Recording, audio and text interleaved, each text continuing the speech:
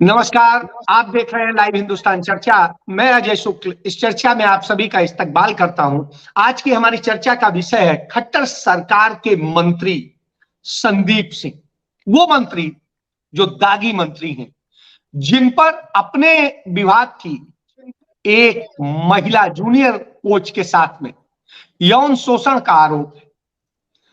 लेकिन वो मंत्री पद पे बने हुए हैं, बगैर विभाग के मंत्री हैं, और उन्हें दिया गया एक संस्कृत महाविद्यालय जो विश्वविद्यालय बन रहा है, उसका निर्माणाधीन है, उसका कैथल में जायजा लेने वो गए। साहब, संस्कृति संस्कृति सब चीजों की वृद्धि की बात हो रही है, और ऐसी स्थिति में कोई ऐसा मंत्री हो जो मंत्री जो है जा करके वहां का जायजा ले, वहां दिशा निर्देश दे। सवाल उठते हैं, और जब सवाल उठते हैं तो उसी सवाल पर मैं आता हूं और उस पर चर्चा के लिए हमारे साथ एक पैनल जुड़ा हुआ है, जिससे आपका तारुफ कराता हूं। हमारे साथ में वेद प्रकाश विद्रोही जी हैं, जो कांग्रेस पार्टी के प्रवक्ता हैं, और वो अपनी पार्टी लाइन से हट के भी बात करते हैं। यदि मुद्दे की बात होती है, समाज की बात होती है, तो सबसे अच्छी चीज ये है, वो इसीलिए विद्रोही कहे जाते हैं।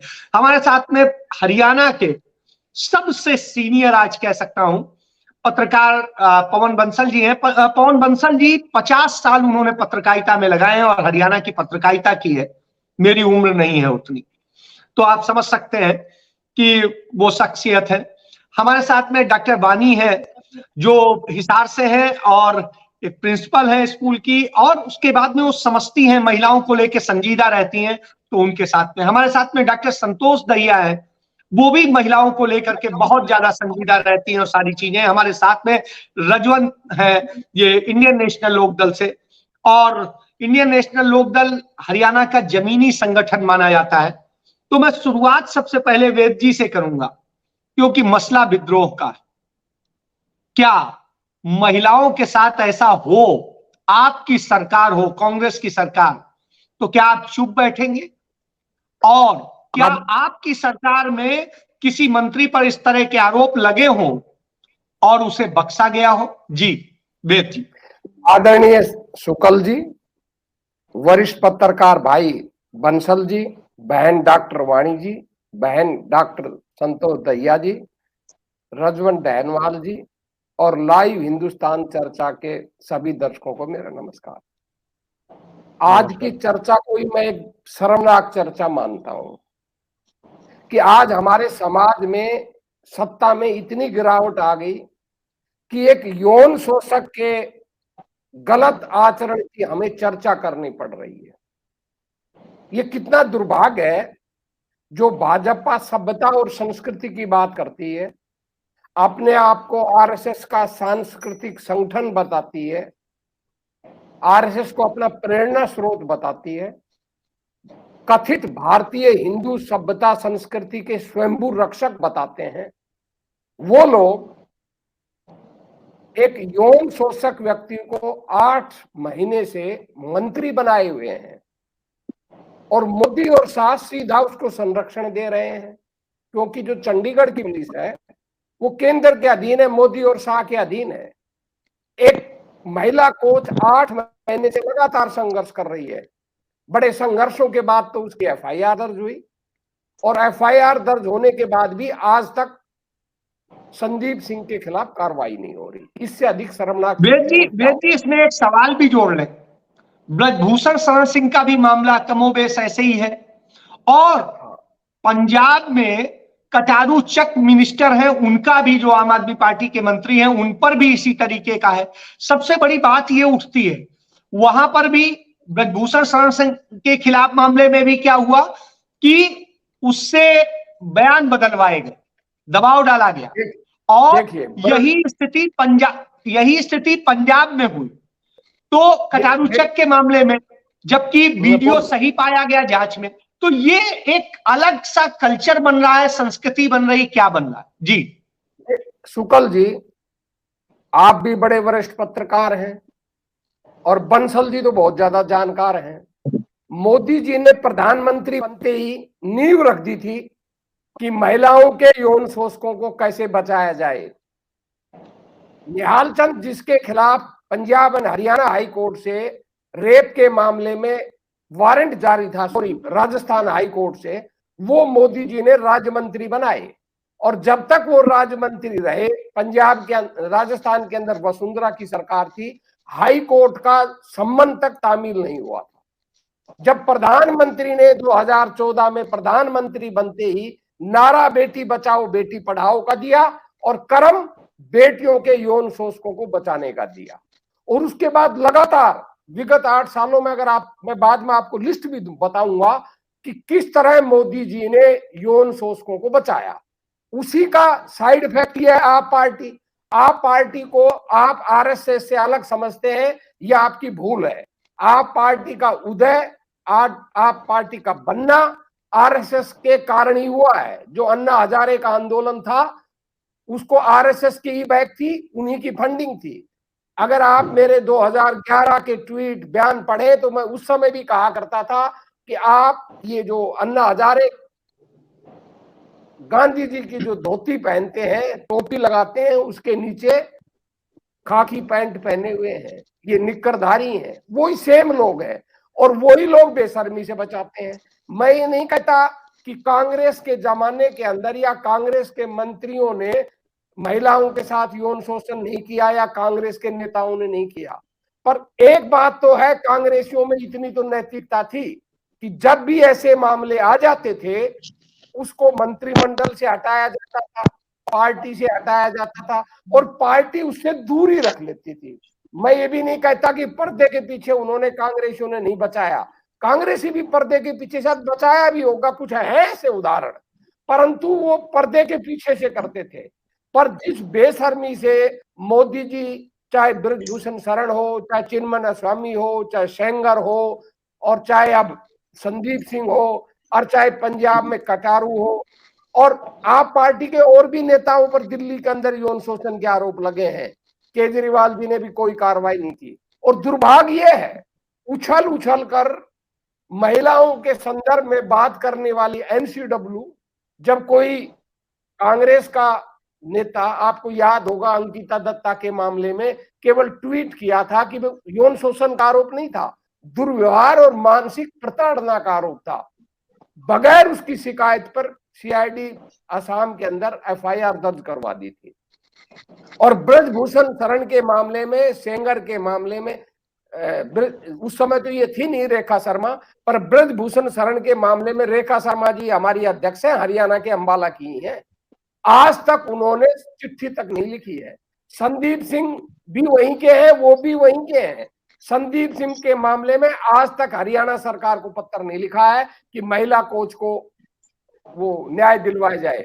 हमारी बहन स्वातिवाल, जब बीजेपी के नेताओं के मामले होते हैं, उछल उछल कर नोटिस देती हैं जो उनके अधिकार क्षेत्र में भी नहीं होता।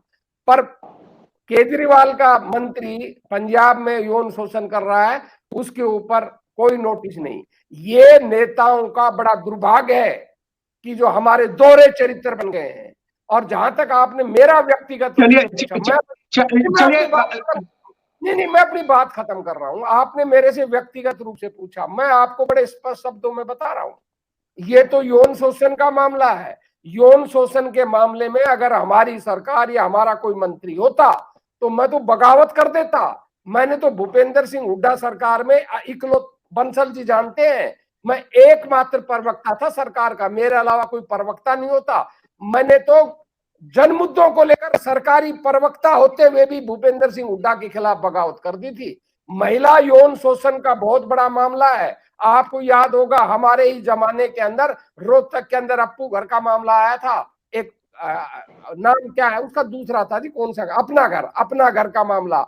वहां भी एक एनजीओ महिलाओं से, लड़कियों से वेश्यावृत्ति करवाती थी। मैंने तो उस समय भी भूपेंद्र सिंह हुड्डा को भी कटघरे में खड़ा करने में कोई कसर नहीं छोड़ी और सरकार को मजबूर किया कार्रवाई करने के लिए। तो अगर हम अपनी बहन बेटियों की रक्षा नहीं कर सकते, अगर हम बहन बेटियों की यौन शोषण करने वालों के खिलाफ नहीं बोल सकते, तो ना हमें राजनीति करने का हक है और ना हमें सामाजिक जीवन में रहने का हक है।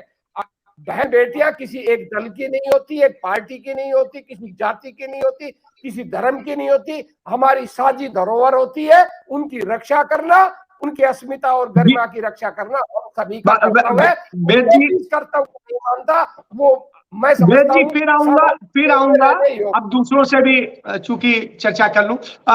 पवन जी आपके पास पहले आऊंगा, क्योंकि फिर उसके बाद मैं वानी जी और संतोष जी के पास जाऊंगा।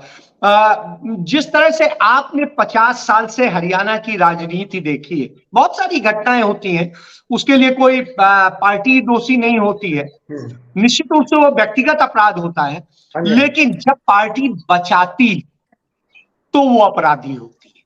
पार्टी के नेता जब बचाते हैं तब अपराधी होते हैं। बिल्कुल। तो क्या ये आपने कभी देखा है इस तरह की स्थितियां? जी पवन जी। देखिए, मैं आपको दो घटना का जिक्र करूंगा। विद्रोह जी की बात ठीक है, बलिलाल जब मुख्यमंत्री थे उनकी सरकार में मंत्री छत्रपाल सिंह जी, उन पर विमान में एक परिचालिका से छेड़छाड़ का आरोप लगा। बलिलाल जी ने उनका इस्तीफा दे दिया। ये अलग बात है, बलिलाल जी खुद ही छुट्टी पाना चाहते हैं, उनको मौका मिल गया। एक शंभू प्रताप सिंह डीजीपी थे राठौर साहब, उन पर रुचिका से छेड़छाड़ का मामला लगा था। खैर उसको सरकार बचाती रही, वो तो लंबा संघर्ष हुआ और अदालत से उसको सजा मिली, वो बड़ी दूसरी बात है। अब आते हैं संदीप सिंह पर चर्चा करते हैं। संदीप सिंह को संस्कृत महाविद्यालय का निरीक्षण करने भेजा, और जहाँ तक मेरी जानकारी है ये महाविद्यालय महर्षि वाल्मीकि के नाम से है, मेरी जो जानकारी है उस महान पुरुष के नाम पे है, महान आत्मा के नाम से। सही कह रहे हैं आप, हमारे सही श्रद्धेय है। जानकारी। हैं जी, सही कह रहे हैं आप, सही कह रहे हैं। हमारे लिए श्रद्धेय हैं और पूजनीय हैं, सही कह रहे हैं। हमारे लिए श्रद्धेय हैं और पूजनीय हैं। उस विद्यालय का निरीक्षण करने के लिए उन्हें क्यों भेजा गया? देखो, ये तो हमारा इंडियन पैनल कोड कहता है कि जब तक सजा नहीं होती अभियुक्त निर्दोष होगा, लेकिन प्राइमा फेसा उनके खिलाफ मुकदमा दर्ज है, ऐसे व्यक्ति को भेजा जाना नहीं चाहिए था। ये उनका कसूर नहीं है, ये भेजने वालों का कसूर है। और जहाँ तक संरक्षण देने की बात है, मैं कहूँगा कि भी ठीक है, चंडीगढ़ पुलिस केंद्र के अधीन संरक्षण दे रही है। अरे हरियाणा का देखिए, हरियाणा के डीजीपी प्रशांत अग्रवाल ने मुख्यमंत्री के दबाव में आकर संदीप सिंह के खिलाफ जिसने मुकदमा दर्ज किया था उसी के खिलाफ एसआईटी बना दी। संदीप सिंह के खिलाफ कोई एसआईटी नहीं बनाई। जिस बच्ची के खिलाफ उसने बच्ची ने उसके आरोप लगाए, उसी के आरोपों की जांच करने के लिए एसआईटी बना दी। बताओ, इससे ज्यादा सरकार कैसे बचाएगी? और बेशर्मी क्या होगी? बस मैं तो इतना ही कहूंगा कि उन्हें नहीं भेजा जाना चाहिए था।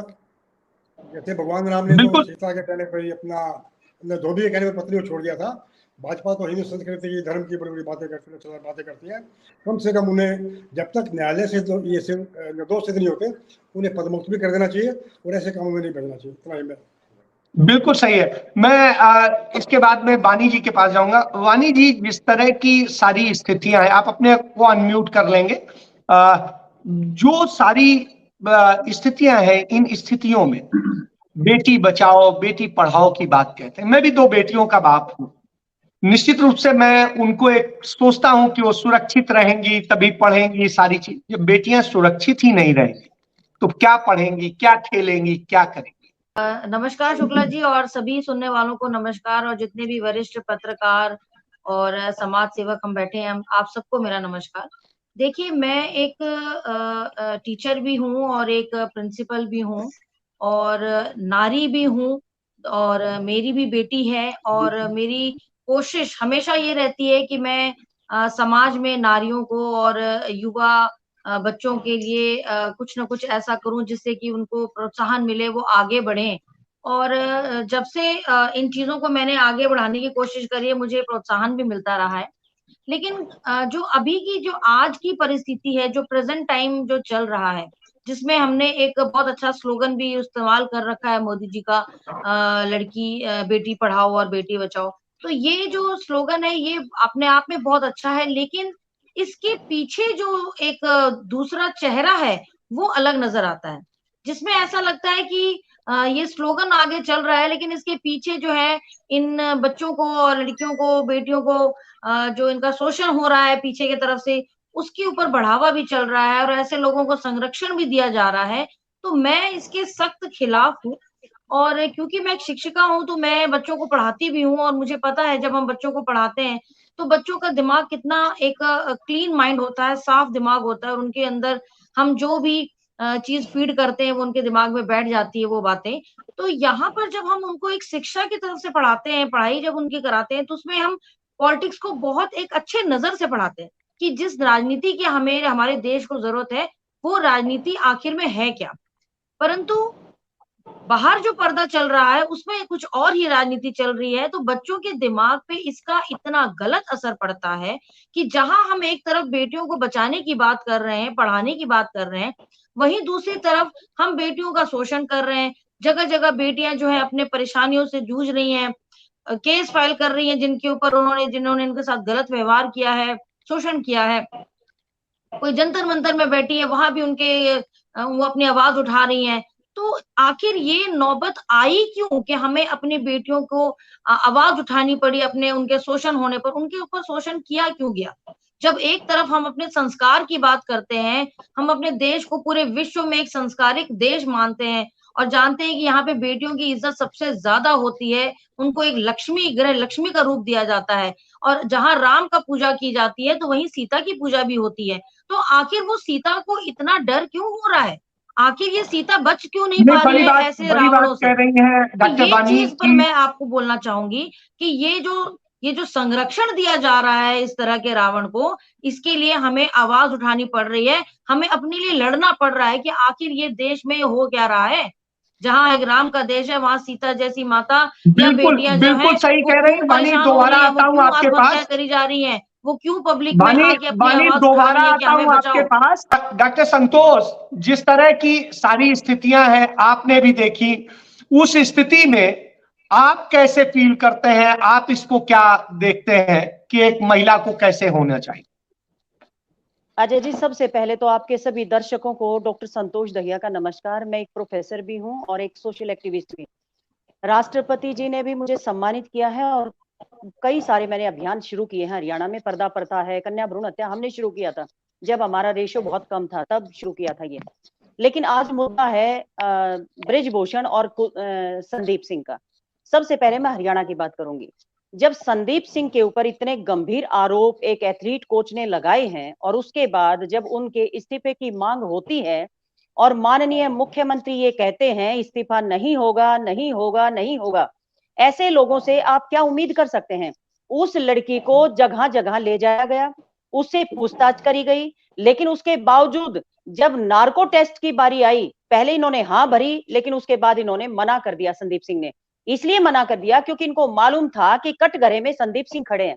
उसके बावजूद मुख्यमंत्री लगातार इस तरह के प्रोग्राम्स में उनको भेज रहे हैं और उनके बिल्कुल जैसे होता है ना कि उनको असर ही नहीं हुआ, उनको किसी बात का असर नहीं हुआ है। एक महिला जो लगातार शोषण का आरोप लगा रही है, उसके बाद उस मंत्री को बचाया जा रहा है। संतोष जी, ये वैसे ही है जैसे ब्रजभूषण शरण सिंह के मामले में अभी मैं पहले बोले कि अजय जी, नार्को टेस्ट। अजय जी, हाँ अजय जी, मैं ब्रजभूषण पे जोड़ दूं फिर आप बोलिएगा कि ये वैसे ही है जैसे ब्रजभूषण शरण सिंह के मामले में कहा गया कि नार्को टेस्ट, उन्होंने कहा हाँ नार्को टेस्ट कराएंगे, वो कराए, जब खिलाड़ी तैयार हो गए तो वो पीछे हो गए। जी संतोष। एग्जैक्टली। मैं एक चीज और बताऊंगी, हमारे यहाँ जो खेलों के अध्यक्ष बने हुए हैं पुरुष, तो उनको सबसे पहले तो संवेदनशील होने की जरूरत है। जो ब्रिजभूषण का मामला है, 2012 से ये लड़कियां लगातार शिकायत कर रही हैं कि हमारे इस जो हमारा ये संघ है रेसलिंग का, इसमें सब चीजें ठीक नहीं है, हमें मानसिक रूप से भी और शारीरिक रूप से भी हमारा शोषण किया जा रहा है। और विनेश ने ये बताया कि जिस कमरे में ये ब्रिजभूषण बैठा होता है, जहां लड़की एंटर करती है, तो लड़की को इतना भय होता था, उसको मालूम ही नहीं कि वो सुरक्षित वापस आएगी कि नहीं आएगी।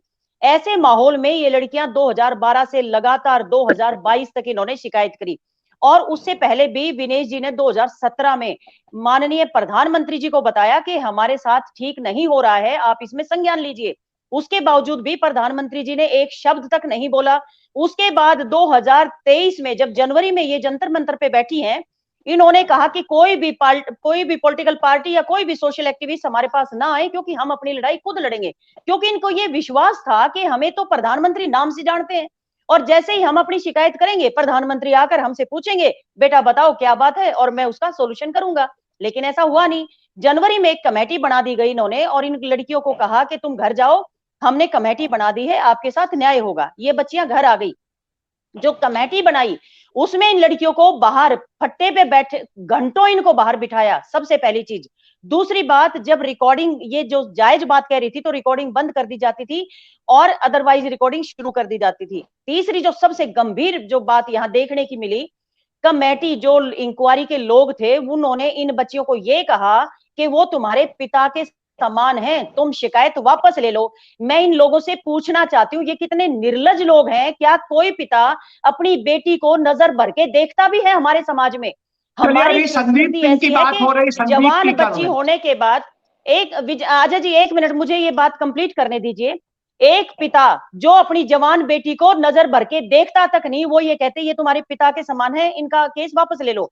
जो एक लड़की ने पॉक्सो एक्ट के तहत केस दर्ज कराया, उस लड़की को इतना डराया, उसके परिवार को इतना डराया बृजभूषण के गुंडों ने कि उन्होंने केस वापस ले लिया। पॉक्सो हट चुका है। आज दिल्ली पुलिस का जो रवैया रहा इन बच्चियों के लिए, ये बच्चियां आम नहीं है। मैं अजय जी इनकी बात क्यों ज्यादा करना चाहती हूँ, ये आम बच्चियां नहीं है, ये वो बच्चियां हैं जिनके कारण हमारे झंडे का मान बढ़ा, विदेश की धरती पे हमारे राष्ट्रगान का मान बढ़ा, हर देशवासी का मान बढ़ा, ये वो बच्चियां हैं। लेकिन इनके साथ जिस तरह से दिल्ली पुलिस ने क्रूरतम कृत्य किया है, उसके बावजूद ना इनकी कोई महिला सांसद बोल रही है, ना प्रधानमंत्री बोल रहे हैं, ना राष्ट्रपति जी बोल पा रही है, ना कोई मंत्री बोल रहा है। आप देखिए ना कैसा संवेदनहीन ये लोग हैं। मैं एक चीज और इसमें ऐड करना चाहूंगी, जिसने भी गवाही चंडीगढ़ पुलिस भी उन्हीं के अंडर में आती है, चंडीगढ़ पुलिस भी उन्हीं के अंडर में। अजय जी, फिजियोथेरेपिस्ट ने शिकायत करी तो उनको हटा लिया गया। एक रेफरी जो इंटरनेशनल रेफरी हैं, उन्होंने अपने बयान दर्ज कराए, उनको हटा दिया है, टीम से हटा दिया उनको, पोक्सो एक्ट हटवा दिया। आप देखिए ना, ये इन बच्चियों को सुप्रीम कोर्ट जाना पड़ा। इस लेवल पर जो बेटी बचाओ का ढिंडोरा सारा दिन पीटते हैं, मैं उन लोगों से पूछना चाहती हूँ, जो ये हमारी बेटियां हैं जिन्होंने इस देश को इन बेटियों के नाम से जाना जाता है, हिंदुस्तान की बेटी, हिंदुस्तान को इन बेटियों के नाम से जाना जाता है। हर माँ ये चाहती है विनेश बनाऊं और मैं साक्षी बनाऊं अपनी बेटी को। उन बच्चियों के साथ ये क्या करें तो एक आम बच्ची का क्या होगा, ये बड़ा सवाल देश के लोगों के सामने है। कुलदीप सेंगर जैसे संतोष जी दोबारा आऊंगा। बस एक लाइन में बोलना चाहती हूँ जी, एक लाइन में बोलना चाहती हूँ। बेटियां जिस देश की गमगीन है, नासाज है, दिल पर रखकर हाथ कहिए क्या देश वो आजाद है। इन बेटियों को लगातार ये इस तरह से कुचल रहे हैं और फिर ये बेटी बचाओ का नारा दे रहे हैं, तो ये बेईमानी है ना। या तो नारा वापस ले लें या फिर ये क्रूरतम जो कृत्य कर रहे हैं उससे हटाएं। बिल्कुल मैं इसमें रजवंत जी के पास जाऊंगा। इंडियन नेशनल लोकदल जमीनी एक संगठन कहा जाता है, और इसके बाद में क्या हरियाणा से, चूंकि ये हरियाणा का ही संगठन है, तो निश्चित रूप से हरियाणा की क्या यही संस्कृति है कि बेटियों के साथ कुछ भी करो न्याय नहीं मिलेगा? जी देखिए अजय जी, सबसे पहले शायद आपको भी पता होगा कि ये मामला चौधरी अभय सिंह चौटाला जी ने उठाया था, क्योंकि वो जो जूनियर महिला कोच है वो चौधरी अभय सिंह चौटाला के पास पहुंची। चौधरी अभय सिंह चौटाला ने इस मुद्दे को उठाया और इस मामले में सीएम साहब से भी बात की थी। इसमें मुकदमा भी दर्ज हो गया। मुकदमा दर्ज होने के बाद जब कार्रवाई आगे भी बढ़ने का प्रयास किया गया, क्योंकि पहले तो सरकार का मंत्री है, सरकार के मंत्री के ऊपर आरोप लगाना ही बहुत बड़ी बात हो जाती है, लेकिन सरकार, आज हमारी जो सरकार है, ये कहीं ना कहीं दोगले चरित्र की धनी है। एक तरफ तो ये कहती है कि हम जीरो टॉलरेंस की बात करते हैं, चाहे भ्रष्टाचार में हो गया, चाहे अपराध में हो गया, हर तरह बार बार बात करती है, लेकिन कहीं ये उस पर स्टैंड नहीं करती। कारण क्या है, आज अपराधियों की शरण स्थली जो है वो भारतीय जनता पार्टी ही बनी हुई है। बड़े से बड़ा अपराधी जो भी है वो बीजेपी में चले जाओ, वो बच जाएगा, उसका कोई कुछ नहीं बिगाड़ सकता। कारण है उसका, क्योंकि उसको बचाने वाले जब सीएम है, पीएम है, तो फिर और किसी की हिम्मत क्या पड़ेगी। अब जिस प्रकार से अभी बात रजवन जी इस पे एक सवाल जोड़ लीजिए। एक डीजीपी थे जिन्हें चौटाला साहब ने ही लगाया था, और उन्होंने एक बच्ची के साथ में, खिलाड़ी थी टेनिस की, उसका यौन शोषण किया था, और यौन शोषण के मामले में कोई कार्रवाई नहीं की थी आपकी तब की सरकार ने। और बाद में लड़की ने आत्महत्या कर ली थी, लड़की ने आत्महत्या कर रहा हूँ, वही मैं बता रहा हूँ, और बाद में कोर्ट से सजा भी हुई। तो आप भी ये सोचते हुए बताइएगा। मैं बता देता हूँ, विद्रोही जी की तरह मैं भी विद्रोही हूँ। संतोष जी आपके पास आता हूँ। अजय जी एक रुचिका के मामले में जो डीजीपी राठौर जी थे रुचिका के मामले में, राठौर को जो सजा हुई उसकी मौत के बदले केवल 1,000 रुपए जुर्माना किया गया था, और जो सजा हुई थी उसको माफ कर दिया था ये कह के कि अब इसकी जरूरत नहीं है। आप देखिए एक बच्ची की मौत के बदले 1,000 रुपए। रजवन जी की बात पूरी जी। मैं अजय जी मैं एक चीज कह रहा हूँ, विद्रोही जी के अनुसार, विद्रोही जी मेरे पड़ोसी हैं, नजदीकी हैं, रोजाना मिलते रहते हैं, तो इनके हिसाब किताब से मैं भी विद्रोही हूँ। जब गलत काम होगा तो मैं भी उसको गलती बताऊंगा, चाहे वो मेरी पार्टी करे, चाहे कांग्रेस करे, चाहे बीजेपी करे। अगर मेरी पार्टी ने कहीं गलत किया है तो खामियाजा भुगतेगी, बीजेपी अगर कहीं गलत करेगी तो खामियाजा भुगतेगी, कांग्रेस अगर कहीं गलत करेगी तो खामियाजा भुगतेगी। और अगर हम अपनी पार्टी में रहकर, अगर हमें एक मंच मिला है, अगर हम मंच पे अगर हम चाटुकारिता करेंगे तो हम व्यक्ति नहीं है, हम समाज में बैठने के लायक नहीं है। अगर कोई गलत व्यक्ति गलत काम करता है तो उसका पुरजोर विरोध किया जाना चाहिए। ठीक उसी प्रकार मैं आपको एक चीज बताना चाह रहा हूं कि आप गोपाल कांडा भी है, एक गोपाल कांडा भी है, गोपाल कांडा, एक चीज अभी गोपाल कांडा की जो बात आ गई, जब गोपाल कांडा कांग्रेस में था तब तो वो अपराधी था।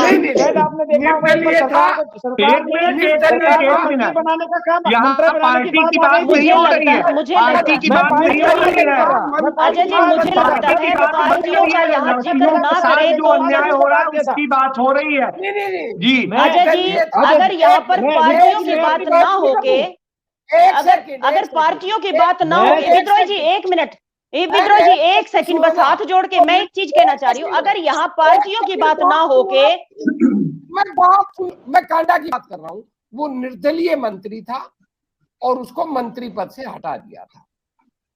मैं एक चीज कहना चाह रही हूँ, मैं रजवंत जी से भी कहूंगी कि पार्टियों को एक बार एक साइड रख दीजिए, क्योंकि जो चर्चा का विषय है ना वो अलग है, और जब पार्टियां बीच में आ जाती है तो चर्चा भटक जाती है। हो रहा है मैडम भैया जी मैं पार्टियों को बीच में नहीं लेके आ रहा, मैं ये चीज कह रहा हूँ कि अगर हमें कोई मंच मिला है, अगर हम किसी भी दल में हैं, मैं ये नहीं कह रहा मैं इनेलो का हूं तब मैं बात कह रहा हूं, अगर मैं किसी भी दल में हूं और अगर कहीं पर गलत हो रहा है मैं उसकी आवाज नहीं उठा पा रहा, तो ये सोच के देखिए मैं व्यक्ति की परिभाषा ही मैं उसमें नहीं आता, मैं समाज में बैठने लायक ही नहीं हूं। और यहाँ पर नहीं बिल्कुल छाती ठोकर कहते हैं, मैं सिर्फ यही चीज कहूं, वहां पर ब्रजभूषण जैसे, संदीप सिंह जैसे व्यक्ति अपने आप को ये कहते हैं कि हम एक चुने हुए प्रतिनिधि हैं, तो ये शर्मसार नहीं, वो तो ये भी कहते हैं, वो तो ये भी कहते हैं प्रधानमंत्री जी कहेंगे तो मैं संतोष जी प्लीज। अब अगली बात सुनिए जी। जब सीएम साहब से चौधरी अभय सिंह चौटाला जी कहते हैं कि इनका इस्तीफा लीजिए, तो वो कह रहे हैं कि मैंने खेल मंत्रालय से हटा दीजिए। अब एक बात बताइए कि कौन पुलिसकर्मी उनके खिलाफ कार्रवाई करेगा जिसका खुद साथ सीएम साहब दे रहे हो? तो ऐसे आदमी के खिलाफ तो कार्रवाई होना बनता ही नहीं है।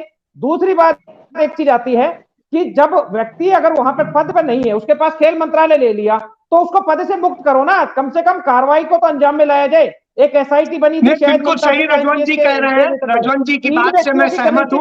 रजवन जी आम आदमी पार्टी से छोटी सी पूरी करके छोटी सी बात, 3 व्यक्तियों की एक कमेटी बनी थी जिसको 15 दिन में रिपोर्ट देनी थी, वो कमेटी की रिपोर्ट अभी तक क्यों नहीं आई है? कहीं ना कहीं गड़बड़ झाला नजर आ रहा है। नार्को टैक्स के लिए जो व्यक्ति मना कर रहा है और फिर हम उसको अगर बचा रहे हैं, तो हमारी पार्टी कहाँ कामयाब हुई? हमारी पार्टी जो आज हरियाणा में मुख्यमंत्री पद के मुख्यमंत्री जी हैं, और वो अगर अपराधी को बचा रहे हैं, तो और व्यक्ति कहां पर उनसे कोई उम्मीद करेगा? और एक चीज, कोई भी बेटी बड़ी मुश्किल से सरकार के या सामने कानून के पक्ष, कानून की मदद लेने के लिए अगर उसके साथ कहीं यौन शोषण हो रहा है, तो हजारों लाखों में कोई इकलौती बेटी होती है, शायद वो सोचती कि मैं हिम्मत करूंगी किसी और बेटी को न्याय मिलेगा। चलिए बात आपकी सही है, मैं सतवीर जी के पास जाऊंगा, इसमें आगे नहीं आएगा।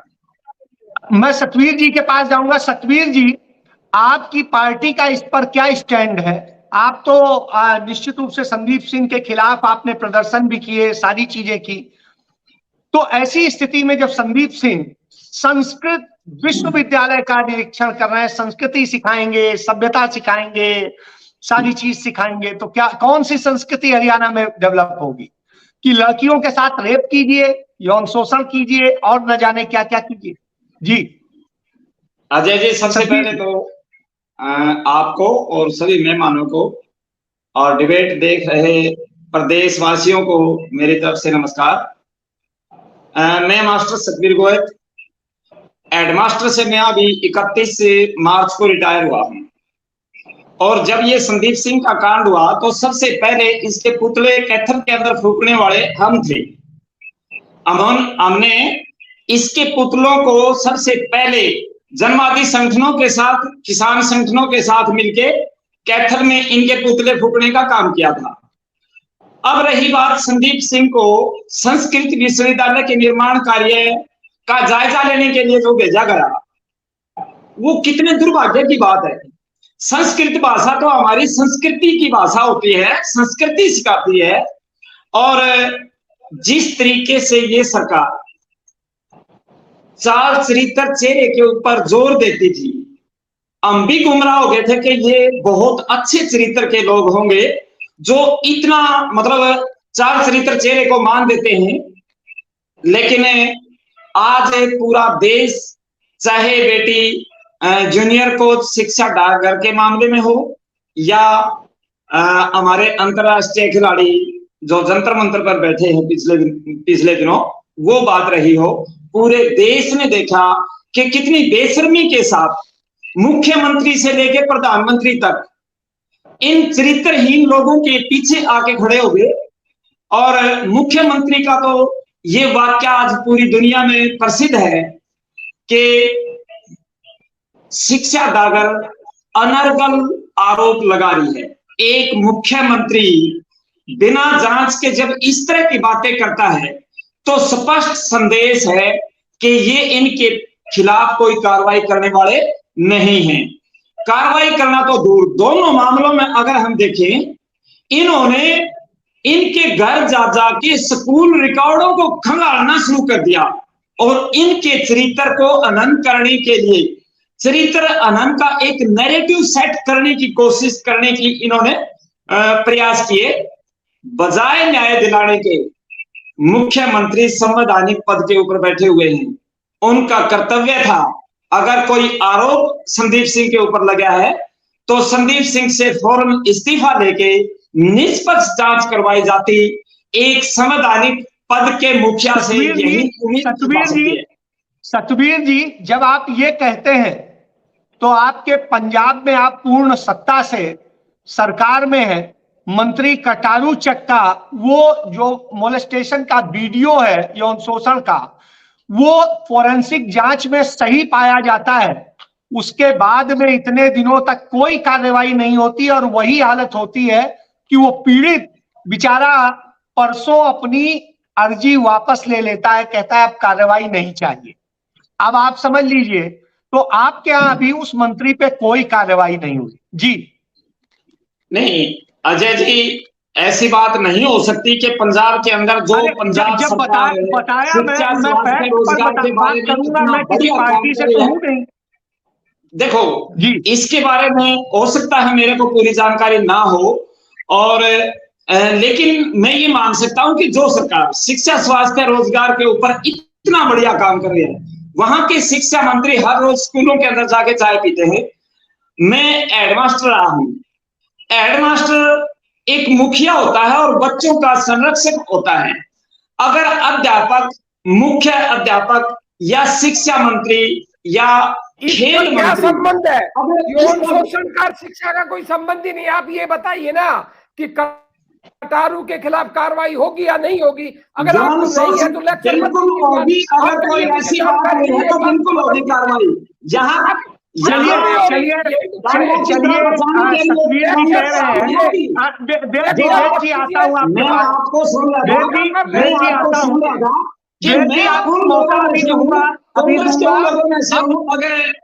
नहीं बात सुनो, बोलिए सतबीर जी, बोलिए। मैं कांग्रेस के उन लोगों में से हूँ।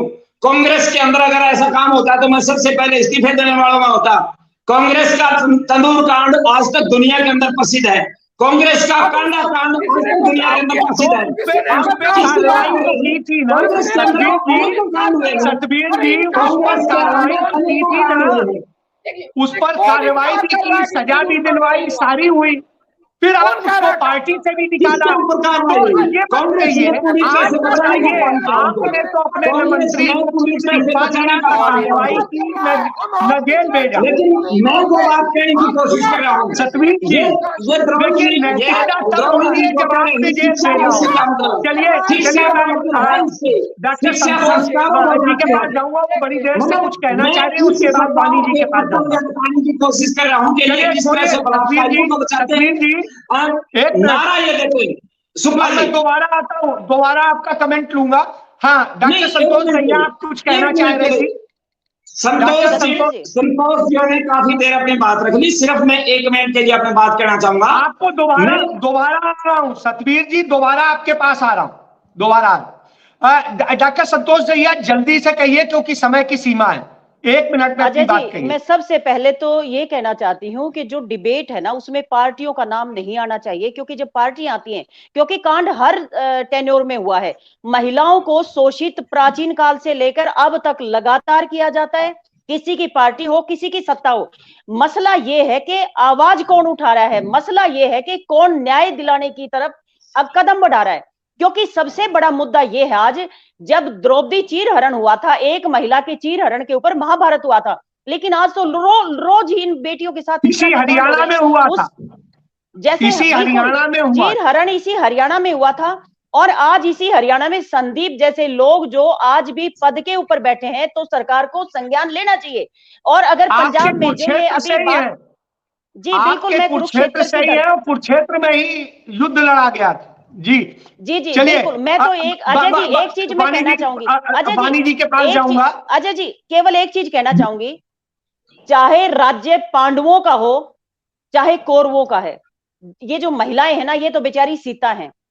अगर पांडवों का हुआ तो दांव पे लगा दी जाएंगी, कौरवों का हुआ तो चीरहरण किया जाएगा। समय की मेरी भी सीमा है, मैं वानी जी के पास जाऊंगा। वानी जी जल्दी से आप अपना कमेंट करें, अनम्यूट कर ले।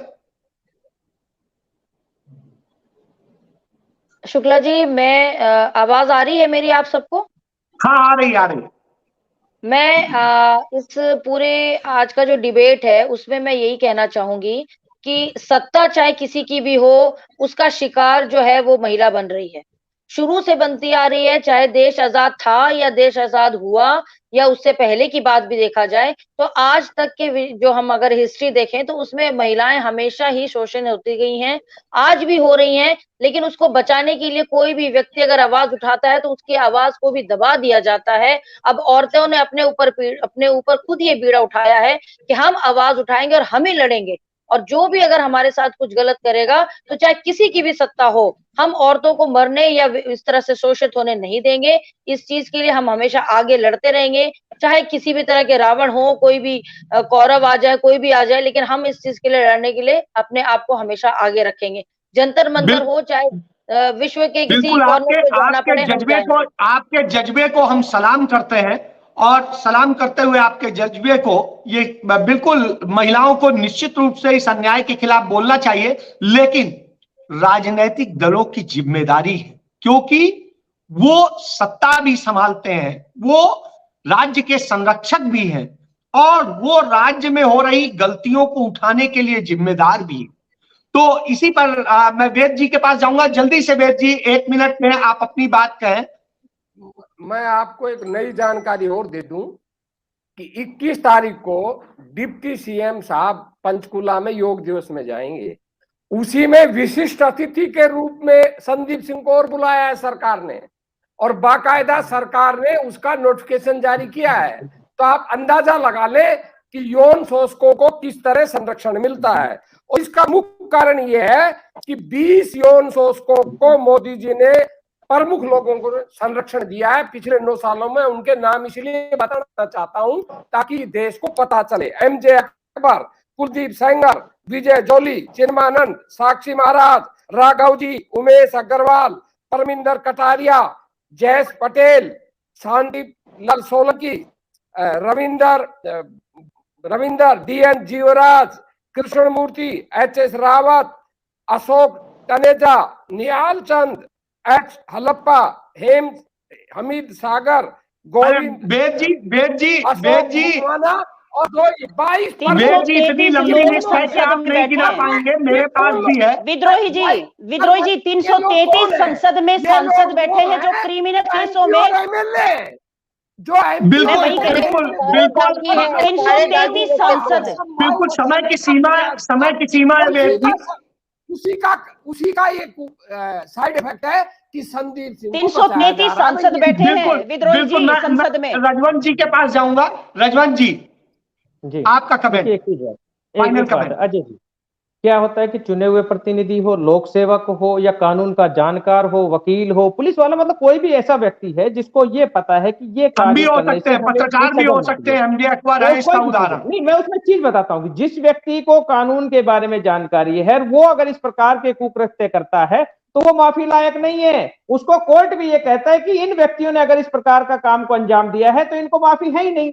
और आज जो सरकार के जो चुने हुए प्रतिनिधि है, जिनको लोग फॉलो करते हैं, जिनसे जनता उनसे डायरेक्ट रूबरू होती है, जिनके ऊपर जिम्मेदारी है, सरकार के संवैधानिक पद पर बैठे हैं, अगर वो व्यक्ति इस प्रकार के हीन कार्य करते हैं तो ऐसे व्यक्तियों को तो समाज में रहने का ही कोई अधिकार नहीं है। और सरकार ने इनको समाज में, सरकार ने दुष्यंत चौटाला के साथ वो जा तो रहे हैं, बताया तो वेद जी ने, नोटिफिकेशन जारी हो। बता रहा हूँ। और फिर समाज उनसे क्या प्रेरणा लेगा? आज जो बच्चों को या योग शिक्षक जो यहाँ पर जो योग के जो वहां पर आयोजन कर रहे हैं, वहां पर लोग भी आएंगे, बेटे भी आएंगे, बेटियां भी आएंगी, तो वहां पर क्या माहौल बनेगा? वो चीज देखिए, क्या वो अपने आप को सुरक्षित महसूस करेंगे? तो सरकार को इस चीज पर संज्ञान लेते हुए इस प्रकार के जो संवेदनशील मुद्दे हैं इन पर ऐसे लोगों को रजवंत जी अब यौन योग चलेगा। चलिए, ये हरियाणा में हो गया। हो सकती है जी। तो सतवीर जी आपका आखिरी कमेंट, अपने को अनम्यूट कर ले।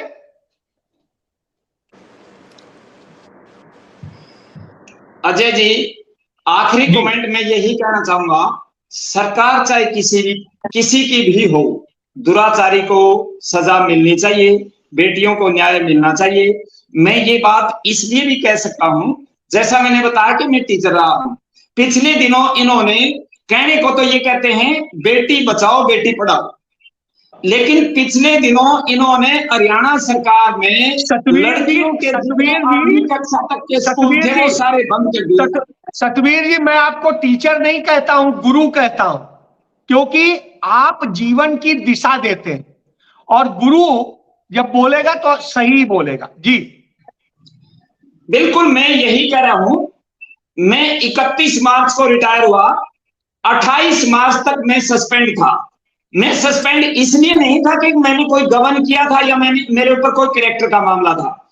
मैं लड़कियों की शिक्षा को बचाते बचाते इन्होंने 4813 स्कूल पीछे बंद कर दिए, जिसमें लड़कियों के 8वीं कक्षा तक के पूरे हरियाणा के स्कूलों को मर्जर के नाम पर बंद कर दिया। उस लड़ाई को जब हम लड़ रहे थे, हमारे एक साथी के ऊपर राजद्रोह का मुकदमा दर्ज किया गया और मेरे को सस्पेंड कर दिया गया। इसी तरीके से जब ये चरित्र का मामला आता है, संदीप सिंह के ऊपर आरोप लगते हैं, तो इनका मामला सबसे पहले मतलब यहाँ पर उठाने का काम किया।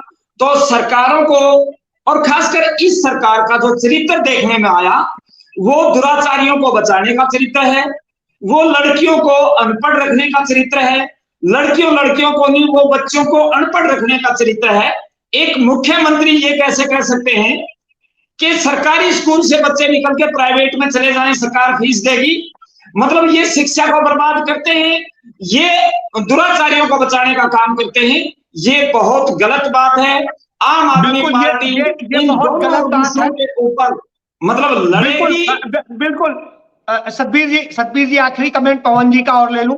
पवन जी अपना आखिरी कमेंट इस पर कंक्लूड करें इसको।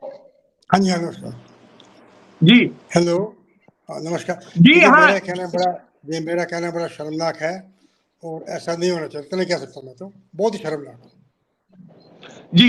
ये किसी भी राजनीतिक पार्टी को या किसी की सरकार को ऐसा नहीं करना चाहिए। बिल्कुल सही कह रहे हैं पवन जी कि ऐसा नहीं होना चाहिए, चाहे जिसकी सरकार हो, कांग्रेस की हो, भाजपा की हो, सपा की हो, बसपा की हो, इनेलो की हो, आम आदमी पार्टी की हो या किसी की हो। मैं नारी से पैदा हूं, हम सब नारी से पैदा हैं।